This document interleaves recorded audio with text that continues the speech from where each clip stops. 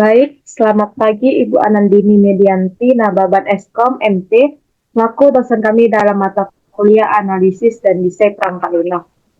Pertama-tama kami panjatkan syukur kepada Tuhan karena atas rahmat dan karunia-Nya sehingga kami dapat menyelesaikan proyek akhir kami.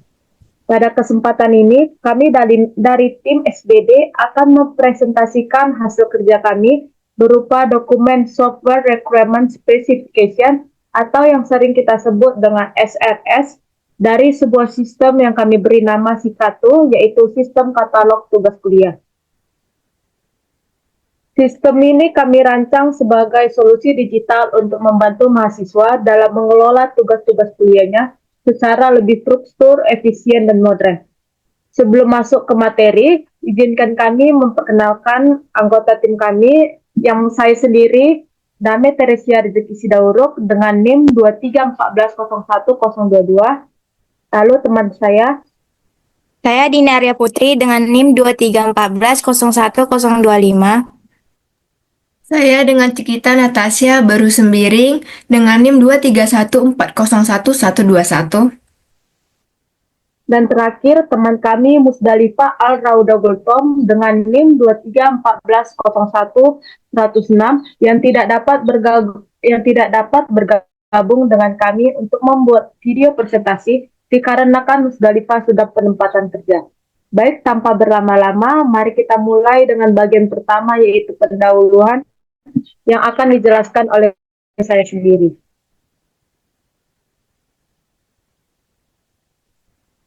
Yang pertama itu ada tujuan. Dokumen ini kami buat untuk menjelaskan secara lengkap bagaimana produksi kartu atau sistem katalog tugas kuliah yang sedang kami kerjakan. Dokumen ini menjadi pedoman untuk semua pihak terkait, termasuk pengembang, penguji, pengguna, dan manajemen, agar memahami ruang lingkup serta fitur yang akan kami bangun. Dengan adanya dokumen ini, proses SIKATU akan dapat berjalan dengan terarah dan sesuai dengan harapan semua pihak. Fokus utama untuk dokumen ini adalah pada modul-modul yang mendukung pengelola tugas kuliah mahasiswa seperti yang ada pada SIKATU, yaitu pencatatan, pemantauan, dan pengingatan tugas. Selain itu, dokumen ini juga mencantumkan versi atau revisi perangkat lunak sebagai bagian dari pengelolaan siklus produknya. Yang kedua itu ada konversi dokumen. Nah, di dalam dokumen ini kami mengikuti standar IEE untuk spesifik kebutuhan perangkat lunak agar hasilnya konsisten dan mudah dipahami oleh semua pihak. Beberapa aturan yang kami terapkan, yang pertama itu ada istilah teknis dicetak tebal atau miring saat pertama kali disebutkan untuk menandai kata-kata penting dalam dokumen ini. Yang kedua itu ada setiap kebutuhan memiliki kode unik dan tingkat prioritas yang jelas seperti tinggi, sedang, dan rendah. Yang ketiga itu dalam dokumen ini ada format tabel, diagram, dan gambar mengikuti standar umum agar informasinya mudah dibaca. Dan yang terakhir itu bahasa yang digunakan itu formal, lugas, dan sopan tanpa menggunakan bahasa sehari-hari yang informal. Yang ketiga ada audiens yang dituju dan cara membaca. Dalam dokumen kami ini disusun untuk berbagai kalangan yang terlibat dalam pengembangan dan pengguna produk SIKATU. Yang pertama itu ada tim pengembang, di mana tim pengembang akan memahami spesifik agar membantu perangkat lunak mencapai sebuah kebutuhannya. Yang kedua itu ada manajer proyek, di mana itu yang memerlukan gambaran cakupan pekerjaan dari prioritas fitur. Yang ketiga itu ada pengguna akhir atau yang dipakai oleh mahasiswa nanti, di mana itu untuk mengetahui fungsi dan manfaat sistem yang akan kami gunakan. Dan yang terakhir itu penulis dokumentasi untuk membuat manual dan panduannya secara yang sesuai dengan sistem. Yang keempat itu ada ruang lingkup produk. SIKATU merupakan aplikasi berbasis aplikasi untuk membantu mahasiswa mengelola tugas kuliah dengan mudah dan terstruktur. Fitur utama dalam SIKATU dan tugas berdasarkan mata kuliah, lalu ada kategori status tugas seperti belum dikerjakan, sedang dikerjakan, dan selesai. Yang ketiga itu ada tampilan progres penyelesaian tugas secara visual. Yang keempat itu ada pengingat otomatis menjelang batas waktu pengumpulan tugasnya. Dan yang terakhir itu ada kalender di mana untuk melihat jadwal dan deadline tugas secara keseluruhan. Produk kami ini dirancang untuk mengatasi masalah umum yang dialami mahasiswa dan mengatur tugas-tugas seperti lupa deadline dan pengelolaan jadwal yang kurang efisien. Dengan fitur-fitur yang kami sebutkan tadi, diharapkan mahasiswa dapat meningkatkan produktivitas dan manajemen waktu mereka secara signifikan. Yang kelima itu ada referensi. Dokumen kami ini disusun berdasarkan sejumlah referensi penting yang mendasari standar pengembangan perangkat lunak dan pedoman desain yang digunakan. Referensi ini berfungsi untuk menjamin konsistensi, kesesuaian, dan kualitas dokumen serta produk akhir yang diselesaikan. Ada beberapa referensi yang kami gunakan. Yang pertama itu ada IAE STD 830 sampai 1998. Yang kedua itu ada dokumen visi dan ruang lingkup Cikato. Yang ketiga itu ada panduan desain antar muka pengguna atau UI UX namanya.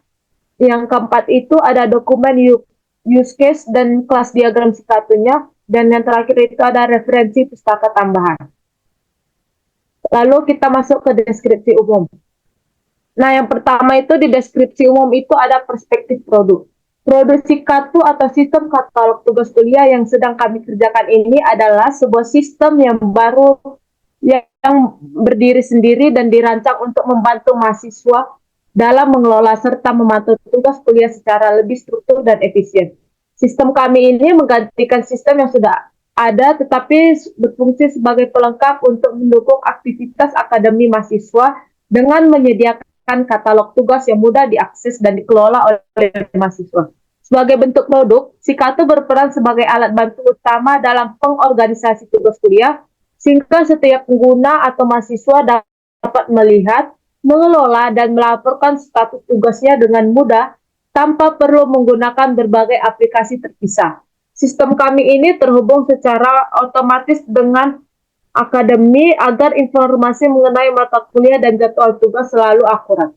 Yang kedua itu dalam deskripsi umum itu ada fungsi produk. Produk Cikato yang kami buat ini mampu menjalankan fungsi-fungsi utama berikut. Yang pertama itu ada pengelolaan tugas. Memungkinkan pengguna atau mahasiswa untuk menambahkan, mengedit, dan menghapus informasi tugas kuliah dengan mudah, termasuk deskripsi, tanggal pengumpulan, dan prioritas tugasnya. Yang kedua itu ada fungsi pemantauan status tugas. Dalam Cikato ini kami memberikan fitur bagi mahasiswa untuk memantau perkembangan tugas mereka, termasuk status pengerjaan dan pengumpulan secara real time. Dan yang terakhir itu ada fungsi laporan dan notifikasi. Dalam Cikato ini kami membuat fungsi laporan dan notifikasi yang akan menghasilkan laporan berkala mengenai tugas yang baru diselesaikan dan mengirimkan pengingat otomatis kepada pengguna atau mahasiswa agar tidak melewati tenggat waktu pentingnya. Yang ketiga itu ada kelas dan karakteristik pengguna. Pengguna produk Cikato dapat dibagi menjadi 3 kelas utama. Yang pertama itu administrator sistem, di mana itu memiliki akses penuh untuk mengelola sistem, termasuk mengatur data pengguna, mengelola tugas, dan melakukan konfigurasi sistem. Yang kedua itu ada pengguna akhir atau mahasiswa, menggunakan sistem untuk mengelola tugas sehari-hari. Mahasiswa dapat melihat dan mengupdate status tugas mereka. Yang terakhir itu ada pengguna tamu. Pengguna tamu itu di mana memiliki akses terbatas, misalnya hanya untuk melihat informasi umum tanpa kemampuan mengubah data. Yang keempat itu dalam dokumen kami itu ada lingkungan operasi. Nah, sistem Cikato itu akan dijalankan dalam lingkungan berikut. Yang pertama itu ada perangkat keras. Nah, sistem Cikato itu adalah akan disediakan dalam bentuk mobile dengan spesifik minimal prosesor Intel Core i3 atau setara dengan RAM 4 GB dan ruangan penyimpanannya minimal 200 MB untuk instalasi dan data. Yang kedua itu ada sistem operasi. Cikato itu mendukung sistem operasi Windows 10 ke atas, macOS versi terbaru, dan Android atau iOS untuk versi mobile. Yang kelima itu ada batasan desain dan implementasi. Pengembangan perangkat lunak Cicatu itu dibatasi oleh beberapa faktor. Yang pertama itu ada batasan perangkat keras. Di sini itu sistem harus berjalan dengan lancar pada perangkat dengan spesifikasi minimum seperti yang dijelaskan sebelumnya tanpa memerlukan hardware khusus. Yang kedua itu ada teknologi yang digunakan. Cicatu ini adalah sistem yang dikembangkan menggunakan teknologi berbasis aplikasi agar mudah diakses dari berbagai device oleh penggunanya. Yang ketiga itu ada keamanan, di mana sistem ini menerapkan kontrol akses sederhana untuk melindungi data pengguna dan tugas agar hanya pihak yang berwenang dapat mengubah data tersebut. Yang keenam itu ada dokumentasi pengguna. Dokumentasi yang akan disediakan untuk penggunaan Cicatu itu ada 3. Yang pertama itu manual pengguna. Di manual pengguna ini ada dokumen lengkap yang menjelaskan semua fitur sistem dan cara penggunaan secara rinci. Yang kedua itu ada bantuan online, di mana kami akan menyediakan fitur bantuan yang dapat diakses langsung dari aplikasi Cicatunya untuk panduan singkat dan solusi masalah umum. Yang ketiga itu ada tutorial, yang berupa panduan langkah demi langkah dalam bentuk teks dan video yang membantu pengguna dalam menjalankan tugas-tugas utama di sistem Cicatu. Lalu pada 2.7 asumsi dan ketergantungan. Pengembangan sistem Cicatu didasarkan pada beberapa asumsi dan ketergantungan. Yang pertama itu ada asumsi di mana infrastruktur jaringan internet yang memadai tersedia untuk pengguna di berbagai lingkungan. Yang kedua itu ada pengguna memiliki kemampuan dasar dalam menggunakan komputer atau perangkat mobile dan browsernya. Dan ketergantungannya itu yaitu ketergantungan pada layanan internet dan server kampus agar sistem dapat berjalan dengan lancar dan datanya selalu terbarui. Baik, untuk yang ketiga itu kebutuhan antarmuka eksternal itu saya serahkan kepada teman saya. Baik, saya selanjutnya akan menjelaskan bagian dari kebutuhan antarmuka eksternal. Nah, pada bagian ini terdapat di beberapa bagian. Yang pertama itu ada antarmuka pengguna. Nah, di antarmuka pengguna Cicatu ini untuk memberikan pengalaman yang sederhana dan mudah digunakan oleh berbagai kelas pengguna. Nah, terdapat fitur-fitur utama dari kelas pengguna itu yang pertama itu tata letak layar, terus standar GUI, fungsi standar, dan pesan kesalahan.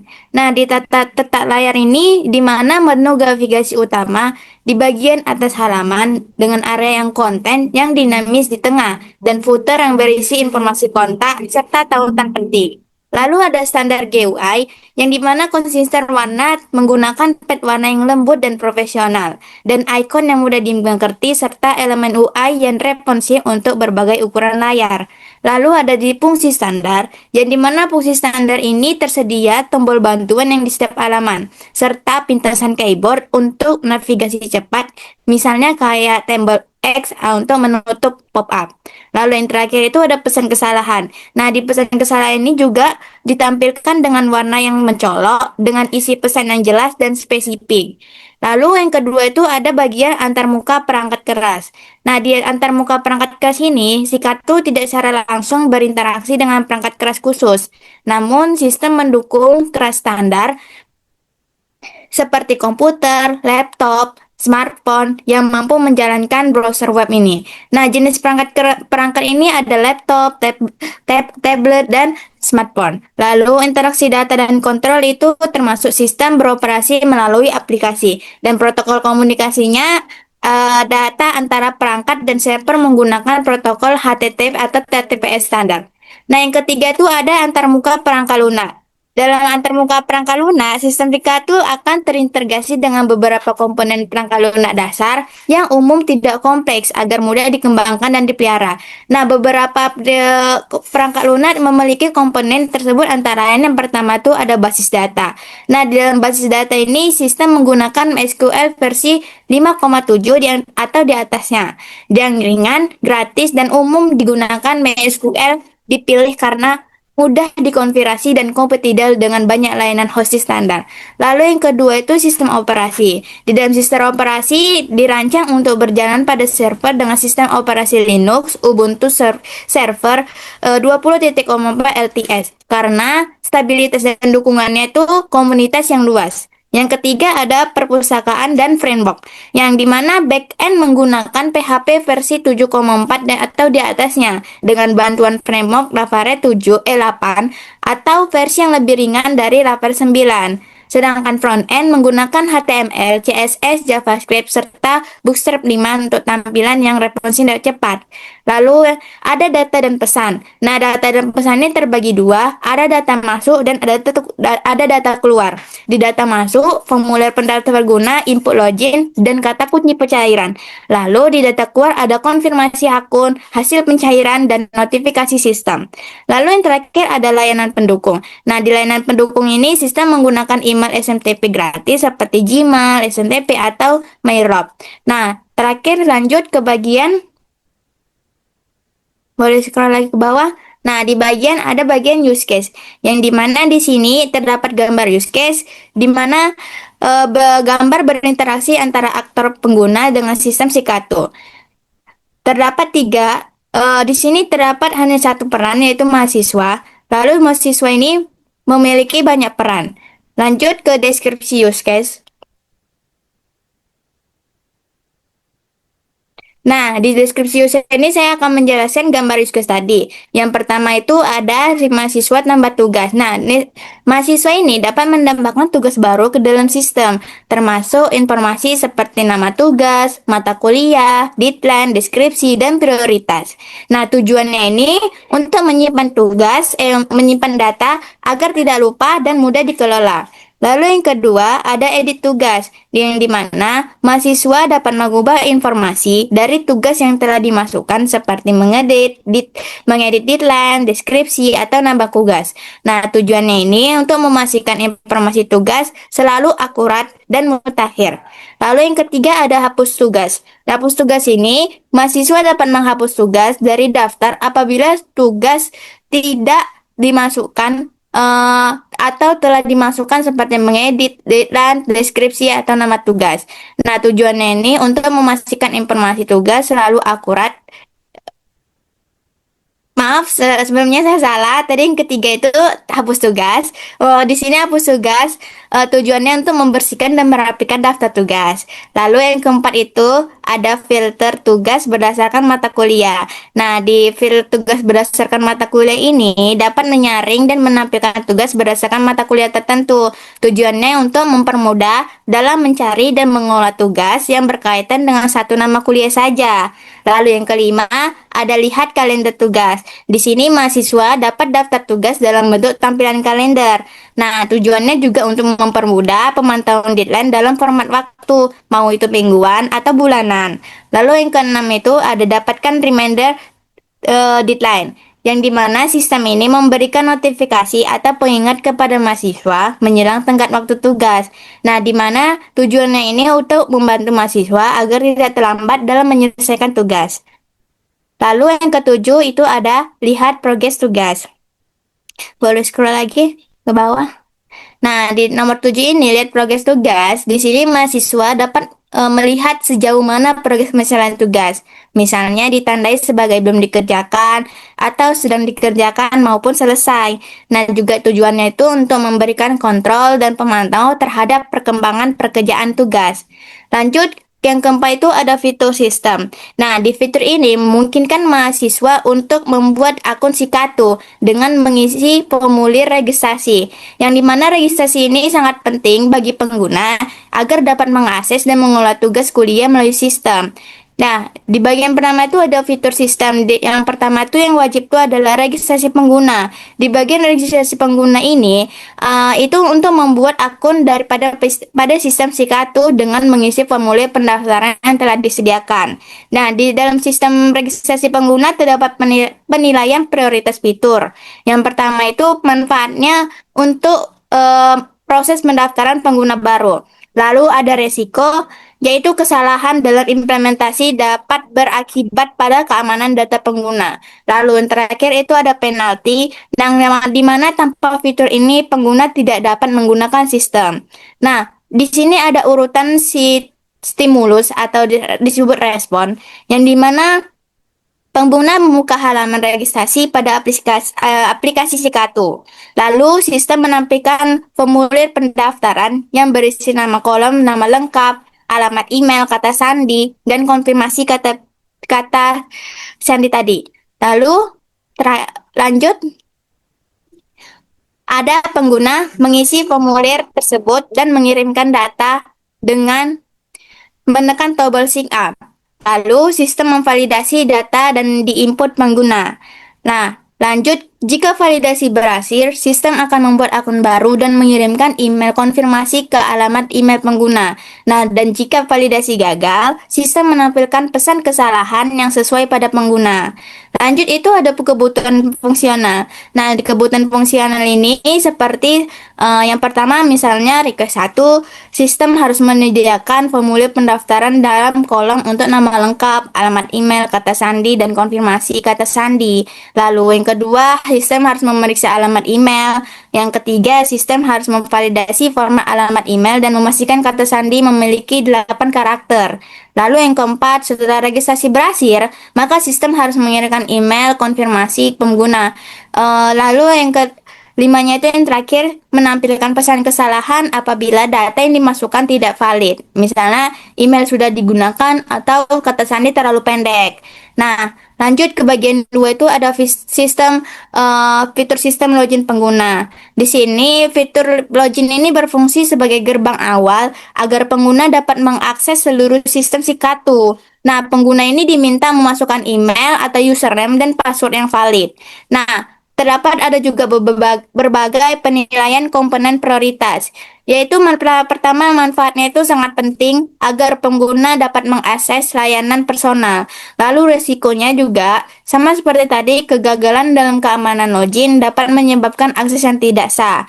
Lalu yang terakhir penalti, nah jika tidak tersedia pengguna tidak dapat menggunakan sistem secara lengkap. Nah, di sini juga ada urutan stimulus atau responnya, di mana urutan stimulus ini terdiri dari yang pertama itu pengguna membuka halaman login, lalu sistem menampilkan formulir login dan meminta email dan kata sandi. Nah, lanjut pengguna ini memasukkan data login dengan menekan tombol login. Lalu sistem memeriksa kecocokan email dan kata sandi dengan data yang tersimpan. Nah, jika data cocok, pengguna diarahkan ke halaman utama atau yang disebut dengan dashboard. Nah, jika tidak cocok, sistem akan menampilkan pesan kesalahan yang sesuai. Nah, lanjut, ini kebutuhan fungsional sama seperti tadi, cara kerja sistem. Nah, di mana sistem ini menyediakan fitur login dengan kolom email dan kata sandi. Nah, lanjut saja samain ke fitur sistem dashboard. Nah, dalam fitur dashboard ini merupakan pusat informasi yang memberikan gambaran cepat mengenai seluruh aktivitas tugas pengguna. Nah, pada bagian ini pengguna dapat melihat statistik penting seperti jumlah total tugas, jumlah tugas, dan tugas yang mendekati deadline. Nah, di sini juga khusus untuk tugas-tugas yang dekat dari misalnya juga ada notifikasi kayak urgent. Ya, misalnya H-3 atau H-1 maka akan memunculkan notifikasi bahwa tugas sudah dekat sama dengan deadline-nya. Nah, notifikasi ini bisa berupa pop-up kecil kayak atau penanda visual seperti warna merah atau kuning pada daftar tugas. Lanjut ke fitur sistem tugas. Nah, di fitur sistem tugas ini adalah aplikasi utama Sikatu yang di dalamnya terdapat daftar semua yang dimiliki pengguna, yang dimana setiap petugas ditampilkan dalam bentuk list atau card dengan informasi singkat seperti nama tugas, mata kuliah terkait, tanggal deadline, dan status tugas. Nah, dan pengguna juga dapat melakukan aksi terhadap setiap tugas. Yang pertama yaitu ada edit tugas untuk mengubah nama, deadline, catatan, dan status. Lalu hapus tugas secara permanen. Yang ketiga ada lihat detail tugas yang menampilkan informasi lengkap dan memberikan opsi untuk memperbarui status tugas secara manual. Lalu yang terakhir itu ada juga form khusus untuk tambah tugas yang berisi input seperti nama tugas, mata kuliah, deadline, catatan tambahan, dan status tugas. Nah, lanjut ke fitur sistem mata kuliah. Di mana fitur sistem mata kuliah ini memungkinkan pengguna untuk mengelompokkan dan memfilter tugas berdasarkan mata kuliah tertentu, yang dimana saat pengguna memilih salah satu mata kuliah dari drop-down atau tab yang tersedia, daftar tugas secara otomatis akan difilter hanya menampilkan tugas untuk mata kuliah. Nah, fitur ini membantu kondisi di mana jumlah tugas mata kuliah yang sangat banyak dan pengguna ingin fokus pada satu mata kuliah aja. Nah, penggelompokan seperti ini juga membuat pengguna agar lebih terorganisir dan dapat menyusun prioritas pengerjaan tugas untuk dengan lebih baik. Lanjut ke fitur sistem kalender. Nah, di fitur sistem kalender ini memberikan cara visual untuk melihat dan mengolah tugas berdasarkan tanggal deadline. Nah, kalender ini bisa ditampilkan dalam model mingguan atau bulanan. Nah, lanjut ke fitur sistem pengaturan. Di sistem pengaturan ini digunakan untuk menyesuaikan frekuensi penggunaan aplikasi sesuai kebutuhan masing-masing pengguna. Nah, di sini terdapat beberapa hal yang bisa diatur, yaitu pertama ada data akun pengguna seperti nama, email, dan foto profil. Lalu tema tampilan, mengaktifkan mode gelap atau mode terang, dan lalu notifikasi untuk mengatur apakah Anda ingin menampilkan pengingat tugas mendekati deadline. Nah, di sini lalu juga ada kelola mata kuliah untuk menambah atau menghapus daftar mata kuliah yang ditampilkan. Nah, lalu terakhir itu ada logout untuk keluar dari aplikasi dengan aman. Lanjut ke deskripsi dan prioritas. Nah, di sini deskripsi dan prioritas untuk mencari data informasi tertentu di dalam sistem dengan kata kunci dan pilihan filter yang tersedia. Nah, di sini juga ada beberapa penilaian komponen prioritas seperti tadi ada manfaat, risiko, dan penalti. Manfaatnya itu memudahkan pencarian informasi, terus risikonya itu kesalahan pencarian tidak berakibat fatal. Lalu penaltinya jika tidak ada, pengguna kesulitan untuk menemukan informasi.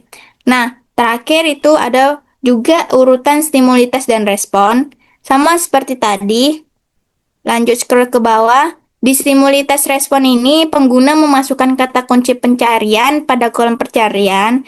Terus sistem juga memproses kata kunci dan menampilkan hasil pencarian. Lalu pengguna dapat menambahkan filter berdasarkan tanggal, kategori, atau lokasi. Dan juga sistem menyaring hasil pencarian sesuai fitur yang dipilih untuk menampilkan hasil yang relevan. Nah, juga ini ada kebutuhan fungsional sama seperti cara kerja sistem, yang mana sistem yang pertama itu harus menyediakan kolom pencarian yang mudah diakses dan responsif. Lalu sistem harus dapat mencari data berdasarkan kata kunci dan menampilkan hasil yang paling relevan. Dan yang selanjutnya itu sistem menyediakan fitur filter berdasarkan kategori, tanggal, dan lokasi. Lalu yang terakhir adalah sistem harus menampilkan pesan tidak ditemukan jika hasil pencarian kosong. Baik, selanjutnya persyaratan non-fungsional lainnya saya serahkan kepada teman saya, Cikita Natasha Borosumbiring. Saya persilakan dengan segala hormat. Baik, di sini saya akan membahas mengenai persyaratan non-fungsional lainnya. Yang pertama itu ialah persyaratan kinerja. Di dalam persyaratan kinerja, sistem harus mampu merespon permintaan pengguna dalam waktu maksimal 2 detik pada koneksi jaringan normal.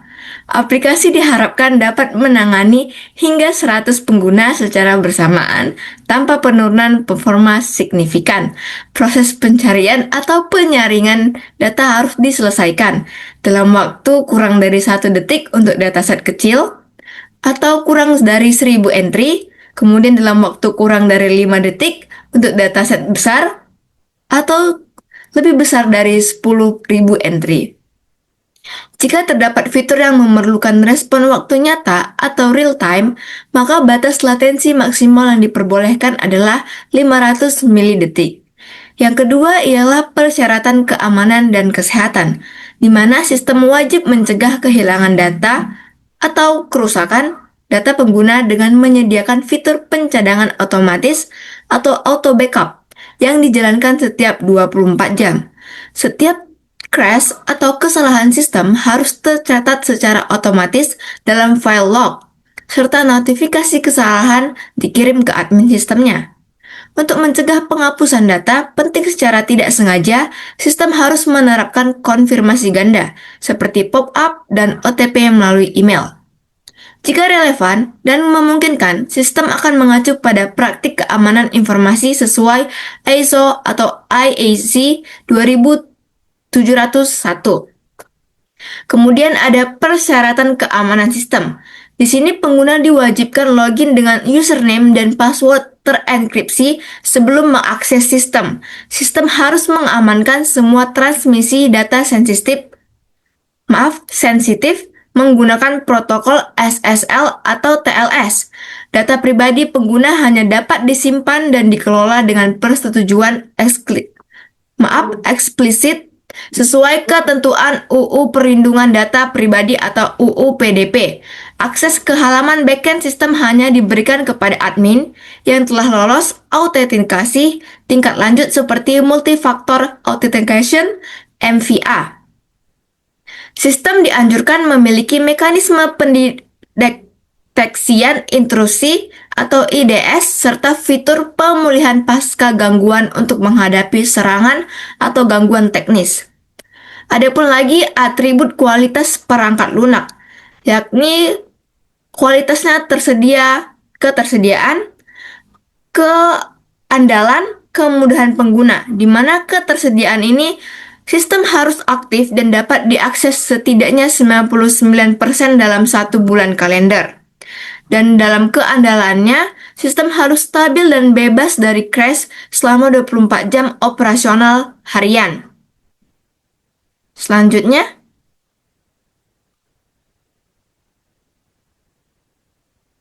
kemudian ada kemudahan pengguna, di mana antarmuka harus intuitif sehingga pengguna awam dapat memahami cara pengguna sistem dalam waktu kurang dari 15 menit. Adapun probabilitasnya ialah sistem dirancang agar dapat dijalankan di berbagai sistem operasi seperti Windows, Linux, dan macOS. Kemudian pemeliharaannya itu ialah struktur kode harus jelas dan terdokumentasi untuk memudahkan proses debugging dan pengembangan lebih lanjut. Adapun interoperabilitas, di mana sistemnya dapat berintegrasi dengan aplikasi pihak ketiga menggunakan API berbasis RESTful. Adapun aturan bisnis dalam Sikato ini ialah hanya admin yang memiliki akses untuk mengelola data sistem dan mengatur konfigurasi internal. Kemudian setiap pengguna hanya dapat mengakses fitur dan informasi sesuai hak akses berdasarkan peran atau role-based access control. Kemudian semua aktivitas pengguna termasuk login, perubahan data, dan aktivitas penting lainnya akan dicatat di dalam log audit sistem. Sistem juga harus mematuhi peraturan organisasi, hukum, dan regulasi yang berlaku di wilayah operasional aplikasi. Selanjutnya untuk persyaratan lainnya akan saya serahkan kembali kepada Dami Sidauruk.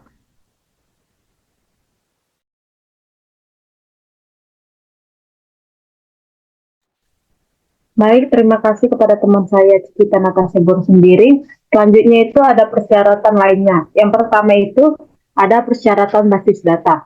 Nah, di sistem informasi Sikato ini harus menggunakan sistem manajemen basis data relasional atau yang biasa disebut dengan RDBMS untuk menyimpan dan mengelola data secara terstruktur. Basis data yang didukung itu ada dua. Yang pertama ada MySQL versi 8 untuk yang utama karena memiliki dukungan yang luas, dokumentasinya lengkap, serta kompatibilitas tinggi dengan Laravel.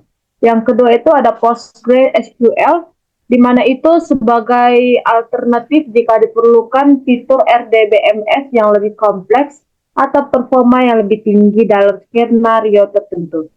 Lalu dalam persyaratannya itu ada persyaratan yang kedua, yaitu persyaratan internasionalisasi. Di mana dalam persyaratan ini ada yaitu sistem harus mendukung pengguna multibahasa agar dapat diakses oleh pengguna dari latar belakang yang berbeda. Nah, dalam sistem Cikato ini kami menggunakan bahasa Inggris sebagai bahasa default, lalu ada bahasa Indonesia untuk opsional yang dapat dipilih melalui pengaturan pengguna atau pengaturan sistemnya. Untuk syarat selanjutnya itu saya serahkan kepada teman saya Cikita Natasha sendiri. Baik, terima kasih kepada teman saya Dami Sidauruk. Saya di sini akan membahas persyaratan hukum, di mana sistem wajib mematuhi hukum dan peraturan yang berlaku di wilayah operasional, termasuk tidak terbatas pada Undang-Undang Perlindungan Data Pribadi atau UU PDP dalam mengelola dan menyimpan informasi pengguna. Kemudian ada UU ITE atau Informasi dan Transaksi Elektronik, di mana terkait penyalahgunaan data, konten, dan aktivitas online. Kemudian ada hak cipta dan kekayaan intelektual, di mana terkait penggunaan konten, ikon, dan data yang bersumber dari pihak ketiga. Kemudian ada tujuan reusabilitas, di mana komponen dalam sistem, baik front-end maupun back-end, dirancang dengan prinsip modularitas agar dapat digunakan kembali dalam proyek lain. Contoh implementasinya ialah yang pertama komponen UI, atau di dalamnya ada Bootstrap, Card, From, Modal. Di sini dipisahkan dan diberi struktur folder yang rapi. Kemudian ada Controller Model Service dalam Laravel dibuat reusable dengan standar masing conversation dan dependensi minimum. Hal ini mendukung efisiensi pengembangan sistem lanjutan serta mendorong praktik pengembangan berkelanjutan atau sustainable development. Kemudian ada persyaratan dokumentasi, di mana seluruh dokumentasi terkait sistem Cikato harus disediakan dalam format digital yang mudah diakses dan digunakan oleh pihak teknis maupun non-teknis, yaitu yang pertama ialah dokumentasi teknis, berisi spesifikasi sistem, alur kerja teknis atau API dan instalasi sistemnya. Kemudian ada dokumentasi pengguna, berupa panduan pengguna sistem bagi pengguna akhir, termasuk tutorial login, input data, dan pencarian. Dokumentasi ini wajib tersedia dalam format PDF dan Docs, serta disimpan dalam repositori pusat yang dapat diakses oleh pengembang, stakeholder, dan pihak terkait lainnya. Pada lampiran A, glosarium, adalah adanya istilah-istilah penting yang digunakan dalam dokumen ini. Yang pertama, UI atau User Interface, di mana antarmuka pengguna bagian dari aplikasi Cikato yang berinteraksi langsung dengan pengguna, seperti form pendaftaran, halaman login, dan dashboard. Adapun UX atau User Experience, pengalaman pengguna saat menggunakan sistem Cikato mencakup kemudahan navigasi, kecepatan akses, dan kenyamanan antarmuka. Adapun API atau Aplikasi Programming Interface, yang dimana antarmuka penghubung antar sistem atau modul di Cikato yang memungkinkan integrasi data seperti integrasi layanan notifikasi atau autentikasi eksternal. Kemudian ada SSL atau TLS, di mana protokol keamanan yang digunakan untuk mengenkripsi data selama transmisi di Cikato, menjaga keamanan dan penggunaan dari pihak tidak berwenang. Selanjutnya ada OTP atau One Time Password, di mana kode autentikasi sementara yang dikirim melalui email untuk memverifikasi identitas pengguna saat proses pendaftaran atau penghapusan data sensitif.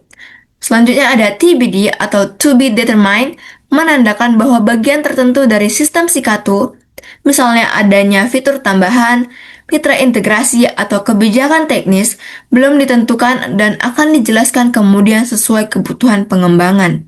Selanjutnya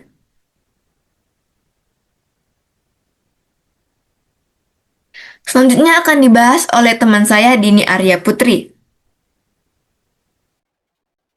Nah, selanjutnya saya akan menjelaskan lampiran B dari model analisis. Pada dokumen ini menyertakan beberapa model analisis untuk mendukung pemahaman teknis dan perancangan sistem Sikato.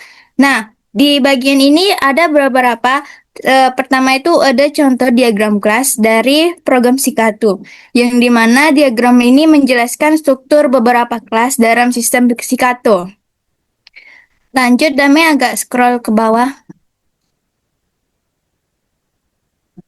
Nah, di kelas Geragam ini menjelaskan yang pertama itu ada mahasiswa. Di sini mahasiswa memiliki atribut ID, nama email, dan metodenya itu ada tambah tugas, edit tugas, hapus tugas, dan hasil tugas.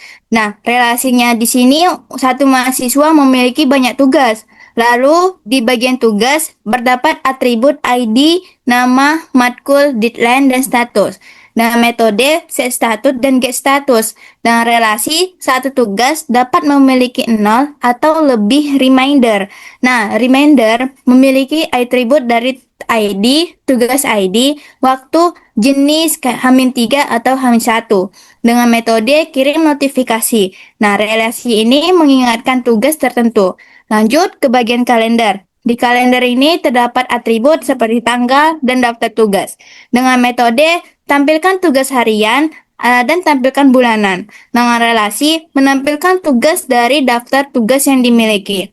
Nah, lanjut sebagiannya itu bagian dari activity diagram.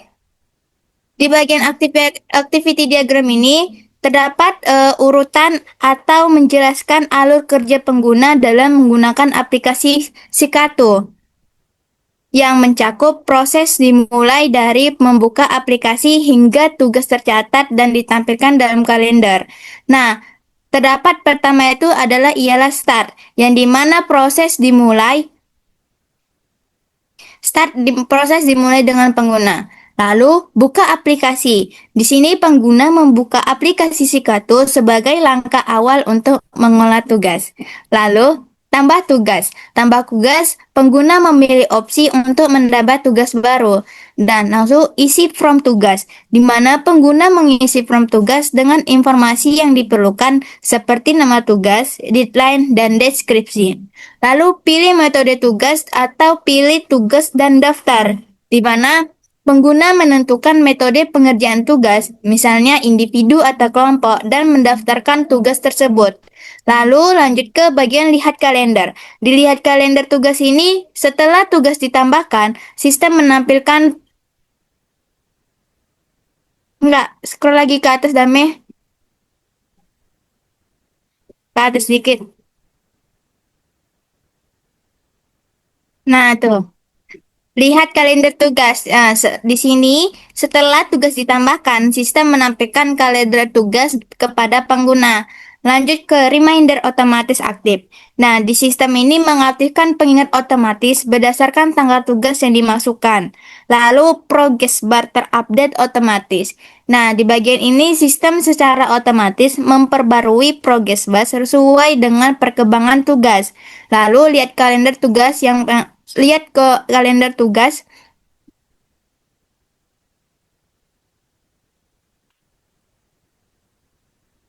Di sini tampilkan kalender tugas. Sistem menampilkan tampilan kalender yang berisi tugas-tugas yang telah diinput. Lalu, cetak struk pembayaran yang sini opsional. Nah, jika tugas terkait dengan pembayaran, sistem menyediakan opsi pencetakan struk. Tapi, lanjut ke bagian tampilan tugas sesuai filter, yang dimana pengguna dapat menerapkan filter, misalnya berdasarkan tanggal, kategori, status, untuk menyaring tugas. Lalu yang terakhir ada cetak kalender dengan filter. Yang terakhir ini termasuk bagian dari sistem menyediakan opsi mencetak kalender berdasarkan filter yang telah dipilih. Nah, lalu yang terakhir itu N, yaitu proses selesai. Lanjut ke lampiran C, yang mana yaitu lampiran C adalah to be determined atau disebut dengan TBD, yang berisi elemen-elemen dalam pengembangan sistem Sikato yang masih dalam tahap pertimbangan atau belum ditentukan secara final. Nah, di sini terdapat tabel hasil diskusi dari tim pengembang yang dimana sebenarnya ada pertama itu kode TBD1 yang berisi elemen TB-nya itu nama database utama. Dengan menjelaskan direncanakan menggunakan SQL tetapi masih terbuka untuk opsi PostgreSQL dan jika ada pertimbangan kinerja atau kebutuhan teknis lainnya. Lanjut, kode TB2 itu bahasa pemrograman backend final, yang dimana rencana awal ini menggunakan PHP dengan Laravel, namun masih bisa diganti dengan kode ke Node.js yang bila dibutuhkan integrasi real-time yang lebih ringan. Di TBD3 ini ada bagian sertifikasi keamanan yang belum diputuskan apakah akan mengikuti standar ISO atau ESG 27001 atau hanya mematuhi UU Perlindungan Data Pribadi sesuai lingkup proyek. Nah, di bagian TBD 4 berisi proyek maksimal pengguna harian, yang dimana estimasi awal adalah 100-200 pengguna aktif per hari, namun angka ini akan diperjelas setelah uji coba awal atau pilot testing. Lalu yang terakhir TBD 5 yang berisi integrasi dengan sistem pihak ketiga, yang dimana masih dipertimbangkan integrasi secara SMTP email untuk notifikasi dengan Google Calendar API untuk mengingat kegiatan. Nah, catatan di TBD ini akan diperbarui secara bertahap berdasarkan hasil evaluasi sistem, kebutuhan pengguna, dan kebijakan hasil organisasi. Nah, selanjutnya lampiran D, desain antarmuka saya serahkan lagi kepada teman saya.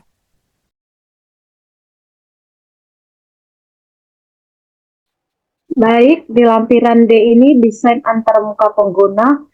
Kami akan membuka Figma kami dan akan menunjukkan gimana desain dalam bentuk Figma-nya itu.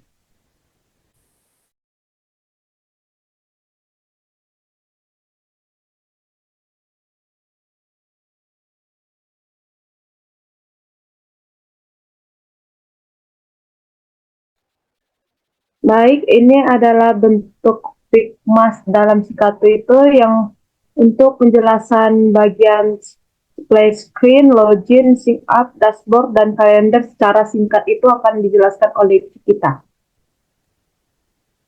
Baik, terima kasih Dami Dauro. Untuk sebelumnya, bolehkah di zoom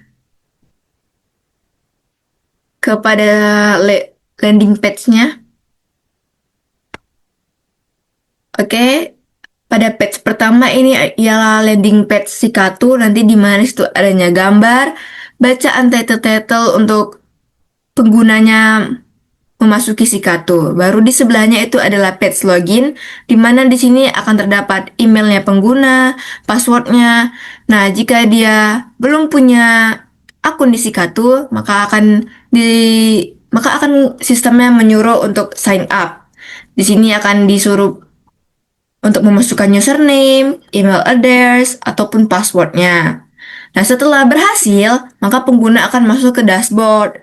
Di dashboard inilah nanti akan ada total task, berapa tugas-tugas yang dipunya sang penggunanya, kemudian berapa yang selesai, complete, berapa yang sedang di progress atau in progress, dan berapa yang urgent atau mendekati deadline-nya. Di bawahnya itu ialah overall progress. Jadi, berapa persenkah progress pengguna itu setelah selesai. Kemudian, di bawahnya ada bacaan to date text. Itu berarti task-task yang penggunanya itu ada pada hari itu juga.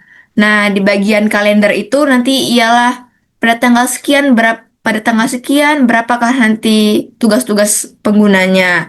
Nah, di kalender ini pengguna yang akan menginput tugas mereka pada tanggal berapa. Jadi misalnya sang penggunanya mau input pada tanggal 13 Februari, maka di bawahnya ada bacaan pada tanggal Februari ada tugas apa.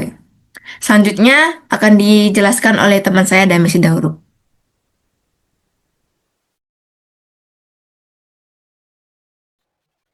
Baik, terima kasih kepada teman saya Cikita. Baik, selanjutnya itu ada teks yang dinama itu adalah tugas, di mana itu ada terdapat berapa tugas yang sudah komplit. Lalu di bawahnya itu ada progres, di mana ada berapa tugas kita dalam proses tugas kita, dan ada berapa persen ada tunjukkan persennya dalam tugasnya. Lalu itu ada di bawah ada to-do text, itu di mana kalau checklist ini berarti tugasnya sudah selesai, lalu ada tanggal deadline-nya. Kalau belum selesai tugasnya pasti belum checklist. Lalu di bawahnya itu ada tanda tambah, di mana itu lanjut ke page selanjutnya yaitu create text, di mana create text ini adalah menambahkan tugas. Di sini ada kalender dalam seminggu, Senin, Selasa sampai Sabtu, Minggu, di mana itu kita bisa milih seperti hari Senin, Monday tanggal 11 untuk menambahkan schedule-nya, di mana ada name atau nama tugasnya, baru description-nya. Lalu kita buat mulai dari jam berapa sampai selesainya kapan. Lalu ada priority-nya, apakah tugasnya itu tinggi, medium, atau low, dan quick text-nya untuk membuat tugasnya. Di page selanjutnya itu ada khusus page mata kuliah, di mana mata kuliah ini kita bisa memfilternya. Seperti pada contoh ini ada mata kuliah PBO, program berorientasi objek, di mana itu di sini itu nanti ada berapa tugas di sini, terus ada berapa finishnya, lalu ada berapa tugas yang sedang dikerjakan. Untuk page selanjutnya itu ada setting atau pengaturan. Di setting ini ada contohnya itu ada tentang pengaturan account, di mana bisa mengedit profil seperti page di sebelahnya. Kalau ngedit profil itu kita bisa mengedit foto kita, lalu mengedit nama kita, mengedit nama, paspor untuk sistem sikatunya, baru bisa mengedit tanggal lahir kita, lalu kita itu berasal dari negara mana, dan simpan editannya setelah itu. Lalu itu balik ke ada security-nya, lalu ada notification-nya, lalu ada privasi. Kedua itu ada pengaturan notification. Nah, pengaturan notification ini pengaturan mengenai deadline tugasnya. Kita bisa mengaktifkan, kita itu mau deadline 3, notifikasinya itu deadline-nya itu H-3 atau H-1. Kalau mau dua-duanya bisa kita klik, kalau hijau berarti aktif. Lalu ada pengaturan tema. Pengaturan tema ini kita bisa membuat aplikasinya itu dalam mode light mode atau dark mode. Jika kita memilih light mode, maka aktif seperti pada page ini. Lalu ada pengaturan action, di mana ada report a problem dan ada fitur logout untuk keluar dari sistem sikatunya.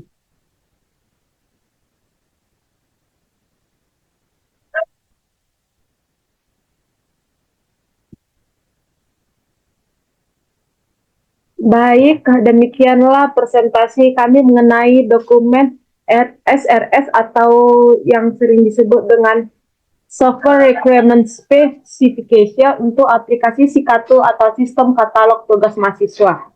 Ini kami susun sebagai acuan dalam proses pengembangan sistem kami, dan dokumen ini memuat kebutuhan fungsional dan non-fungsional.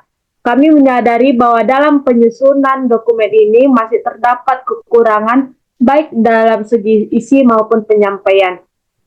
Akhir kata, semoga dokumen ini dapat memberikan manfaat dan menjadikan landasan yang baik dalam mewujudkan aplikasi kami, yaitu Sikatu. Terima kasih.